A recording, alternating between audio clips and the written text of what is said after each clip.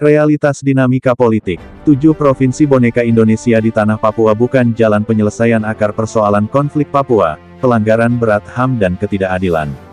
Indonesia bangsa kolonial modern berwatak rasis, fasis, militeristik, kriminal, brutal, barbar dan neokapitalis yang menduduki dan menjajah rakyat dan bangsa Papua Barat sejak tanggal 19 Desember tahun 1961. Oleh Gembala Dr. A.G. Socrates Yoman, Ma. Pemekaran 7 Provinsi Boneka Indonesia di Tanah Papua ini terbukti maladministrasi, miskin pertimbangan moral dan etik, miskin kajian akademik, miskin dukungan dan legitimasi rakyat Papua.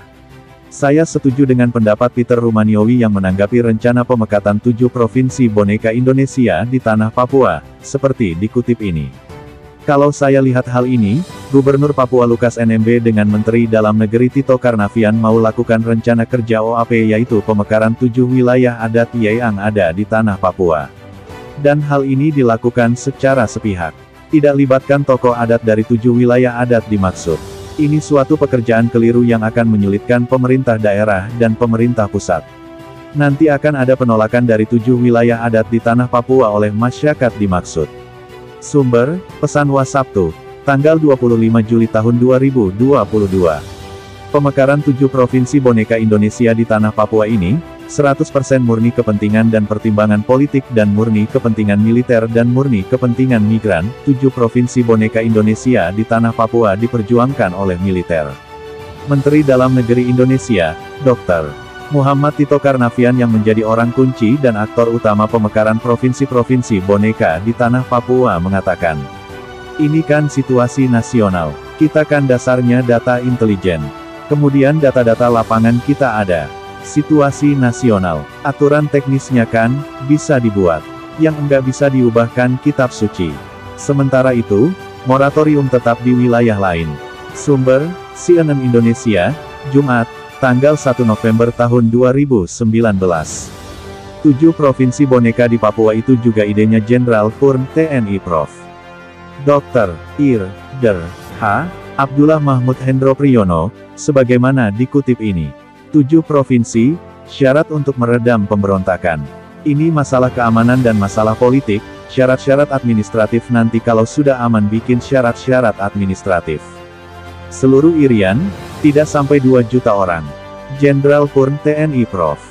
Dr. Ir. Der.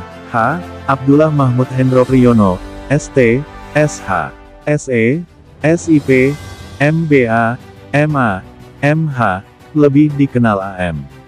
Hendro Priyono adalah salah satu tokoh intelijen dan militer Indonesia. Tujuan utama pemekaran 7 Provinsi Boneka Indonesia di Tanah Papua sebagai berikut.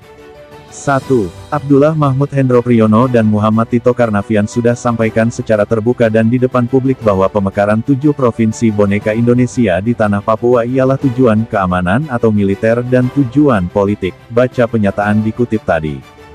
2. Memecah belah dari kesatuan dan keutuhan orang asli Papua atau politik adu domba, divide et impera, supaya orang asli Papua hidup tidak bersatu, hidup dalam keterpecahan, dan hidup dalam kehancuran dengan permusuhan yang pro pemekaran Provinsi Boneka Indonesia dengan yang menolak rencana jahat iblis itu. 3. REMILITERISASI atau membangun basis-basis militer dan kepolisian di seluruh tanah Papua, yaitu 7 Kodam, 7 Polda, Korem, Kodim, Koramil, Polres, Polsek, Makobrimob. 4. Memarginalkan, meminggirkan dan memusnahkan genosida orang asli Papua OAP, dengan sistematis, terstruktur, terprogram, terpadu, terintegrasi, meluas, masif dan kolektif. 7. Dalam wilayah pemekaran 7 Provinsi Boneka Indonesia akan diisi oleh orang-orang asing dari Indonesia yang selalu disebut kaum migran atau pendatang. Semua sektor, di pemerintahan, kursi-kursi politik, sektor bisnis dan perusahaan 99,9% akan menjadi milik orang asing Indonesia atau migran, pendatang dan mereka semua 100% didukung dan dilindungi serta dijaga oleh militer, kepolisian dan hukum serta undang-undang kolonial asing Indonesia di Tanah Papua. 8. P.